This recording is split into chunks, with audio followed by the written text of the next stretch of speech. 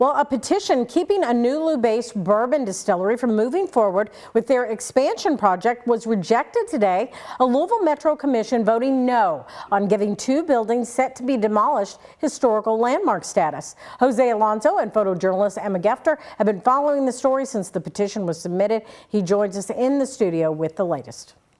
Connie, after 2 months of research and following Louisville Metro policies, the day for the commission to make a vote finally came. The decision left neighbors of Rabbit Hole Distillery disappointed, but will give the business the opportunity to move forward with their redesign.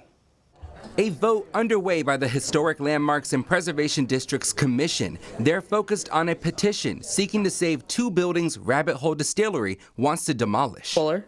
Yes. Stahlgren. The author, Kevin Doan, sitting in anticipation. Petition to landmark this property as well as the other one on Clay Street is denied. And then getting emotional after the request to make two buildings in Nulu, one on Clay and another on Jefferson Street, historical landmarks, is denied. I don't want to say it didn't amount to anything because we are making regulation changes, but it didn't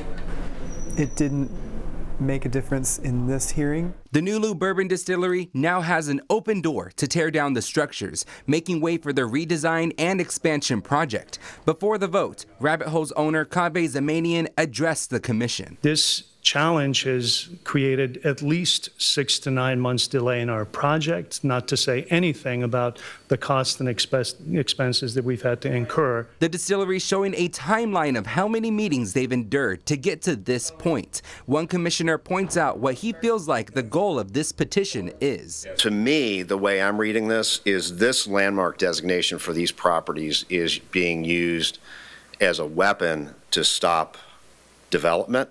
The intent to demo notices are required to come out and be publicized way too late in the process, and that was ultimately the big factor at fault here. For Rabbit Hole, this process has been frustrating. I hope that one of the things that we do as a city is to be able to remove some of the red tape that goes to development, particularly developments that are going to create economic prosperity for the city.